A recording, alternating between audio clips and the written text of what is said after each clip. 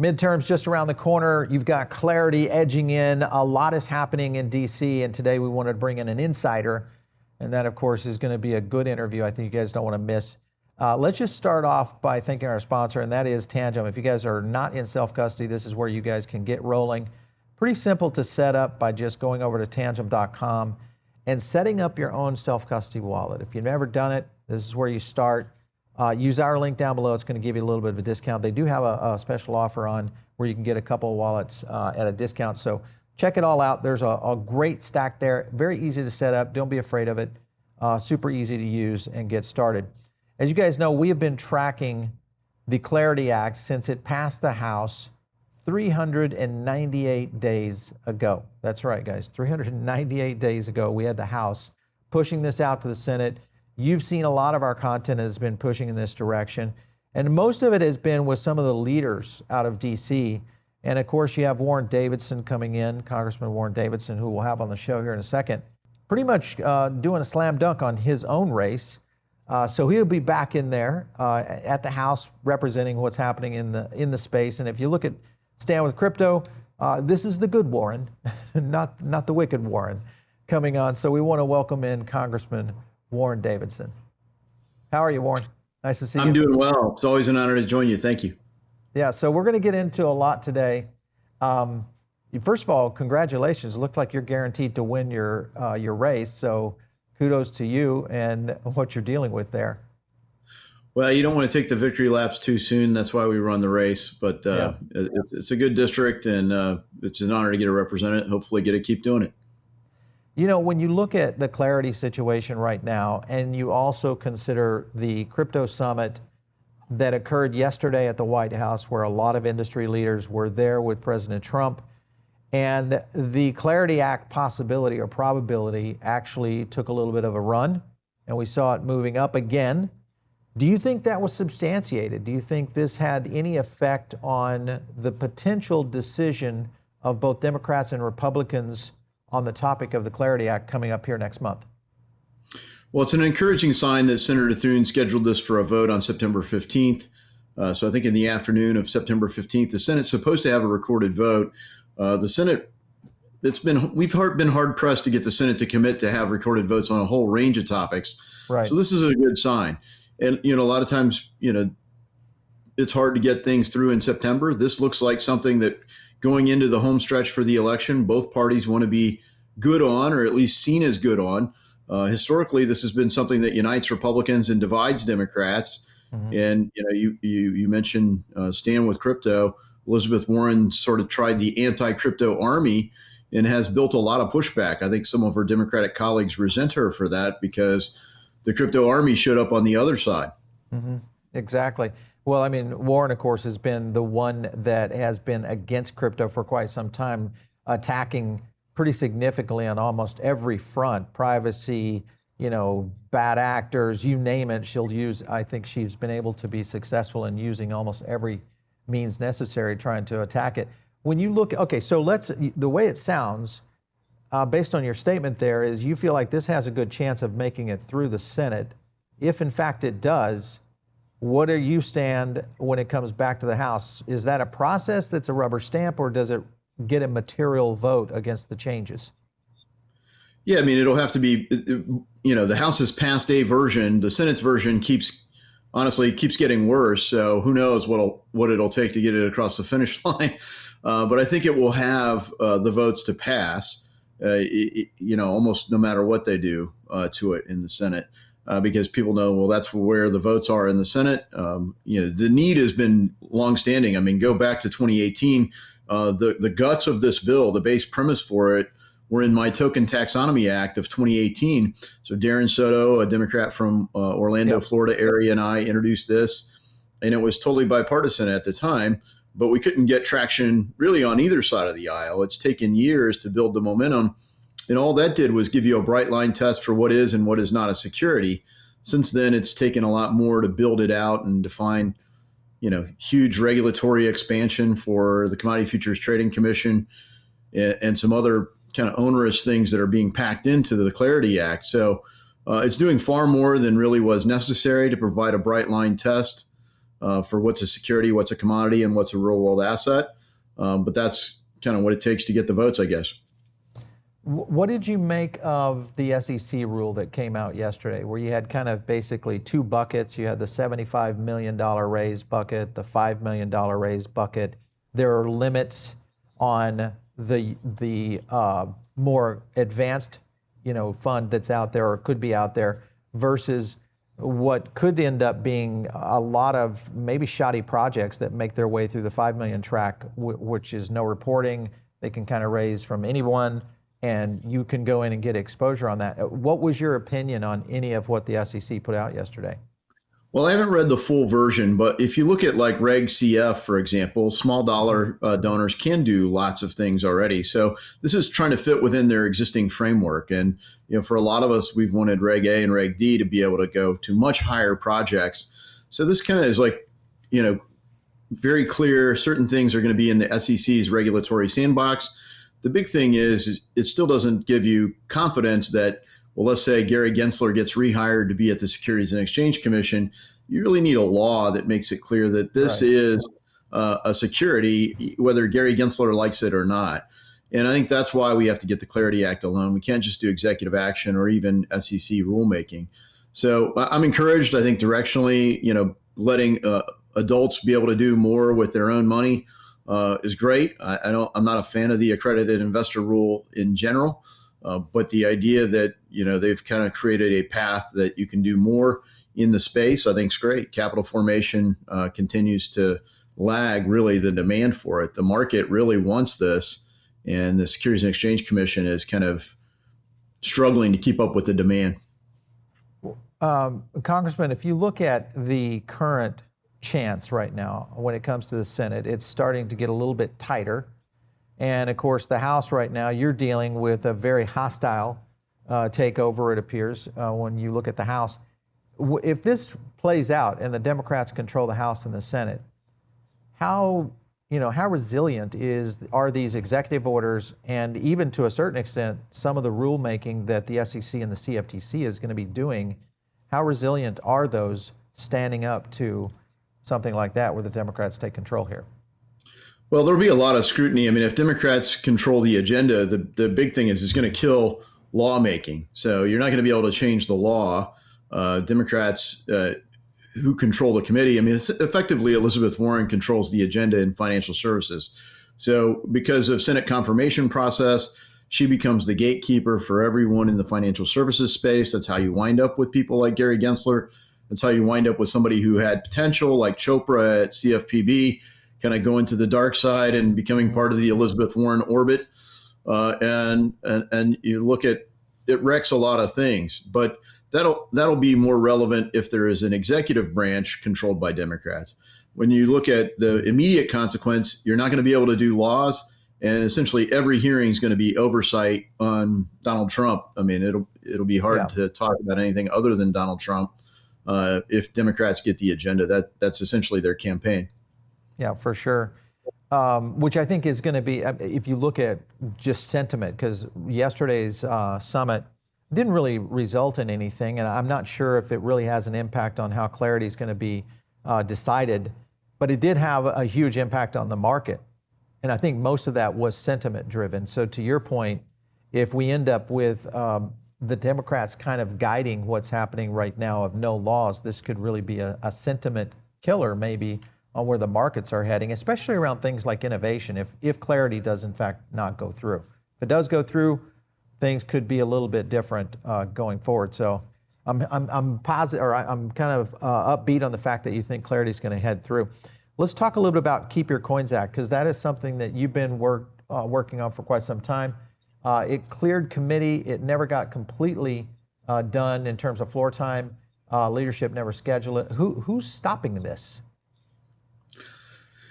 Well, the Intel people, they really want to be able to control everything. I mean, if you look at, and frankly, a lot of the big banks, they want everything to be account-based. The idea that individuals would control their own money is anathema to them. And when you look at the Genius Act, that was one of the real flaws with it. You created a payment stablecoin, and in particular, this was more important for payments than it is for a tokenized security. self custody isn't really the applicable thing there. You have to go through a broker dealer to do securities trades for the most part anyway. Where it's really relevant is on payments, and so you can ride it through on Clarity and make it apply to payment stable coins, which is the goal, and that is in the current base text of the Clarity Act in the Senate. So it's not a standalone bill, but the provision is in the current version of the Senate's Clarity Act. So, okay, so you say big banks, possibly the intelligence people. Is there someone within Congress that's really kind of standing in the way? Who can we say, hey, maybe you should look at this? Yeah, I mean, I think if you get Mark Warner on board, and my understanding is that he has been. I talked with, Ted Budd has been one of the real champions for this in the Senate. He was a co-sponsor when he was a member of the House of Representatives, part of the Financial Services Committee. He got elected in North Carolina to the United States Senate, and he's continued to be a good advocate for it. And he's also on the Intel Committee. So he's been able to say, well, look, this is how this would work. And I think a lot of people are also seeing over time, as you see Chainalysis and others do forensic accounting on blockchain, they've come up with the idea that there is some level of privacy behind digital assets, but it's not pure secrecy. They're able to follow the money. It's just a little different than what they're doing with banks. And in a lot of cases, they're able to do it far better than they were able to do even with an account-based banking system. Well, I think to your point is the blockchain doesn't necessarily hide anything. It's really just a matter of layers of how institutions are going to manage security in the future, which is an issue I think that we're going to continue to see addressed. Let me ask you in reference to Section 702. This is Jim Jordan, who abandoned your warrant amendment, and he backed renewing surveillance on Americans. He was on the other side of that, and now he's on this side of it. What changed between 2024 and now? The chairman's gavel. I mean, that's the same thing that happened with Jamie Raskin. When Jamie Raskin was a member of the Judiciary Committee, he said, get a warrant. When he was the ranking member, i.e. the minority party, he said, get a warrant. When he became chairman, his speaker, his president, Joe Biden said, okay, we're going to do clean reauthorization, no changes. And Jamie Raskin carried the water for that. And honestly, looking at Jim Jordan say, okay, we're going to do this clean with no warrant requirement. I don't know if he was really blinking SOS as he was making the case for it. But he knows that he doesn't have the votes. And I think that's really where we're at is we need reform. We're finally at a point where Republicans and Democrats are insisting on reform. We barely got a bill out of the House that came just shy of a real warrant requirement. Right. But it was too much for the Senate to take. They basically let it lapse. So as we go into 702, the administration really would like to get the framework adopted. There's clear support. The clear will of the body is to get a warrant. And even if it's more narrowly tailored, there are exigent circumstances that are accepted, and that's always been the case. So we've worked to craft this in a way that keeps us safe, but also keeps us constitutional. And right now, I think there's a lot of unconstitutional surveillance. 702 FISA is the tip of the iceberg. And so we've been so fixated on that, in part because there's a sunset provision. Other portions of the Patriot Act aren't sunset. They're just base law. And we're not getting after real reform to Title I, for example. Title I is really what was abused against President Trump. And, a lot of people are talking today about like flock cameras. Those are everywhere, like about 130,000 of them around the country. We haven't dealt with an underlying privacy law broadly. Artificial intelligence is accelerating all of those concerns. And then lastly, tie it back together with what we're talking about, crypto, central bank digital currency and digital ID. That's the future Elizabeth Warren wants, which is a complete surveillance, coercion, and control device. And I've had Democrats who've been great working with me on FISA, and they rightly see the threat of privacy. How they don't see central bank digital currency as a massive violation of privacy, I don't know. But on the other side, Republicans who have been reluctant to support my fight against warrantless surveillance are pretty united in opposition to central bank digital currency. So hopefully we can just get everyone to do the right thing here and defend freedom. Interesting that you mentioned both FLOC and CBDCs there. If Americans were voting on that tomorrow, which one do you think they would vote to ban, a CBDC or FLOC? Right now, I think it's all doomed, and I think data centers that back up all of it may be the real crux of the problem. I mean, I think data centers may have a lower approval rating than Congress right now. Certainly in Ohio, not popular. Right. Okay, so let's jump over, because as you get into privacy, debanking is one of the big ones. We've seen debanking start to make its way into the immigration side of things around enforcement. When you look at that happening right now, and the idea of self-custody, and I know you understand self-custody, and there's a lot of Americans out there that are getting into self-custody for the first time. Is this a slippery slope into some sort of ban on self-custody wallets down the road, do you think?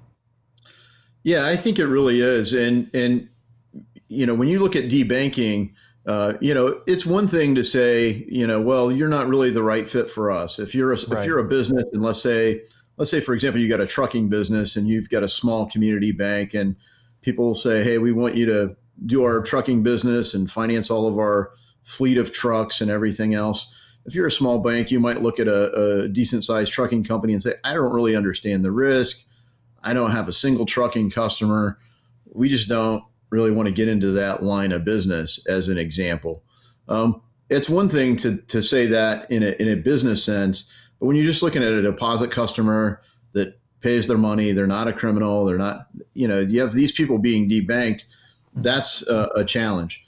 Nevertheless, when you find companies where they're debanking because of political risk and other things, that's where a lot of the frustration has come in. It's not even a business, it's a pure depository account, right. No lending, nothing else.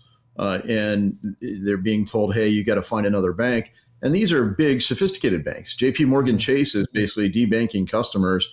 They're in every line of business that you can imagine, not necessarily with every customer, but not because they're bad credit. They're just basically saying, we don't want to manage this person. And some of it comes down to politicized reporting obligations, which goes back to weaponization of government. If you've got bank regulators that are putting pressure on banks to collect information about certain customers or certain categories of customers, that's a problem. And that's really where the Biden administration's war on crypto came, where even banks who were open to being in the space found the burden of complying with all that regulation, too much to handle. So they're like, look, we can't even take on crypto customers because we can't manage the compliance cost under Biden's regulators. Yeah, right. Do you think the Bank Secrecy Act has been diminished or improved under Trump? Well, they're doing a rulemaking right now that I think will come out soon that is revising it. Now, the draft notice of proposed rulemaking doesn't do everything I would like. I think one of the big things that if you look at suspicious activity reports and cash transaction reports, they haven't been updated for inflation. And a lot of times they're just overly broad. I mean, some bank regulators have even benchmarked banks saying, hey, for a bank your size, we usually collect this many suspicious activity reports, and you're not doing enough. Well, you shouldn't measure that by activity. You should say, well, what is the risk out of this bank? And so you're not really doing it. And right now, about 5% of all the SARs, suspicious activity reports in a year, are used ever. So you're building a giant haystack. The haystack keeps growing, and you're not finding the needles. So they do have a approach that focuses more on signal and less on all the noise.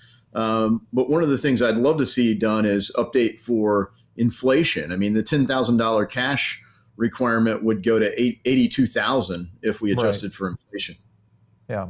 That's a good point, because I think obviously that's a very old law that exists and has been existed in banking for quite some time. So to your point, I think you're right. So last couple of questions. You look at clarity, the probability or possibility that this goes through in September. What has to happen, first of all, on the Democrat side for us to get a bipartisan? Is it still linchpinning on what's going on with the ethics provision, or is there anything else we should watch for? Yeah, I think overwhelmingly it's the ethics provision.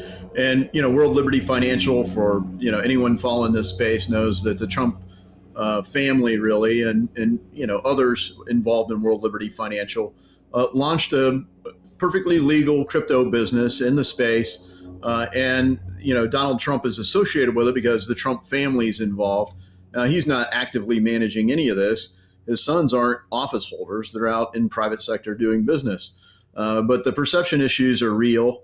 And the Trump meme coin, Donald Trump's coin and Melania's coin, didn't go over well with a lot of people who see the meme coin as part of why we want clarity in the first place, because people have sometimes labeled those kinds of things as pump and dump or rug pull kind of operations where, the early adopters see the value rise and then there's a transfer of the money to the founders and a lot of people get left holding the bag. So there's definitely some open wounds from that issue. And I think that's why dealing with the ethics provisions are incredibly important. Congressman, have you had a chance to talk with fellow Republicans in the Senate at all? Maybe you don't communicate with them often, but in reference to stablecoin ban specifically, because this is a concern, are there any that maybe are in that position where they would look at this on trying to get clarity through? Well, Republicans in the Senate I've talked to regularly. I've talked to a handful of Democrats, and I've worked for a long time to try to get this legislation across the finish line. So I feel hopeful that we can get there. With respect to stablecoins, that's part of the challenge. People want to keep it account-based. The banks have been heavy on this, trying to make sure that essentially customers don't leave the traditional banking world and just go into stablecoins as their means of holding their wealth and tokenizing all the payment systems. So I've been encouraging banks to consider offering this to their customers. Most people don't want to leave their existing relationships. They just want to be able to work with their existing bank to do more of the services. Banks have been very slow to adopt that. I think the regulators haven't been there. But if you look at what's going on, Secretary Besant has been working to, look at the demand for treasuries right now. One of the things about stablecoins is it creates massive new demand for treasuries because every dollar that's held in a stablecoin is fully backed by U.S. treasuries. So that's the Genius Act passed, last summer. And, right now in traditional banking, you've got fractional reserve banking. And that's why I think some of the banks are concerned is there may be a push by even Treasury to shift more of the market to stable coins. But that's why, to me, then the banks should just accommodate stablecoin balances. Well, I think the key is going to be yields, in terms of being able to get that leverage. And whether the banks will pay that is the real question, because then maybe you could get some flight, I think, of the crypto, crowd, definitely. But I think most of them have already kind of gone. But if you add yields to stable coins and we get this through under clarity, this is only going to put jet fuel into U.S. treasuries globally. Really, if you think about this is printing money around the world. Yeah, I mean, if you look at the dollar, if all the M2 supply were fully backed by treasuries, I mean that would let us essentially soak up all the demand for U.S. debt. So you're looking $30 trillion monetization that, in theory, could be possible. Will that happen immediately? Of course not. But I think even when you look at cross-border payments, people know this is kind of a killer app, and a lot of the payments folks are trying to hold on to the status quo. Swift and everybody else that's been bridging this for a long time is trying to develop alternative products. They don't want to be disrupted. But the technology to do the disruption has been in place for over a decade now. It's been stable, and the market demand has been there. We just have to get the regulatory clarity in place to do it. You've been out campaigning, obviously, for your own race. You've seen voters of all walks of life. Privacy right now, is that a big concern with the younger voters out there today? Or have they kind of thrown their hands up and said, we're just not going to get any from the U.S. government? Where does it's a mix. Stand? Yeah, it's a mix. I mean, people who, will share all their information in the world online, and they go, well, I don't really have anything to hide. My life's kind of an open book anyway. Well, that's not what the Fourth Amendment says. The Fourth Amendment says that you have a reasonable expectation of privacy, and the government, if they want to get your data, names, what's to be searched and gets a warrant. So, it's a challenge in an online world to do that in an era where we really haven't updated our online privacy laws in the United States. I mean, in a lot of ways, companies are really only governed by whatever they put in the terms and conditions or European regulators. But when it comes to physical surveillance, these flock cameras, young people are incredibly frustrated by that. So I think some of them are becoming activated on privacy, and they're paying a lot of attention to it. They feel, at least the camera itself makes them feel this is creepy. And what I'm trying to convey to them is, the online version of this is way more sophisticated. Just the tech is keeping up with the physical world now, but everything you touch with an electron in it has been turned into a surveillance tool at this point. I mean, your car collects more data on you probably than your phone does if you've got a modern car. Yeah. Well, I think to your point is that it might be activating a whole new voter set out there around privacy, which has been one of those. I think that one particular category and demographic has been very open about giving that up, mainly because of the EULA, era, which is when we've seen the smartphone, the rise of the smartphone, and user licenses that have just been kind of just accept. So, but to your point, I think the physical surveillance may be the stake that everybody's been waiting for to get privacy back in the mainstream here. So we're going to be watching very closely. Congressman, thanks so much for coming in today. We appreciate it. We're going to be following you, your career there, and of course, what's happening next month in clarity is the most important, at least for our industry. So thanks for coming in. Thanks so much, Paul. God bless you and all your listeners and viewers.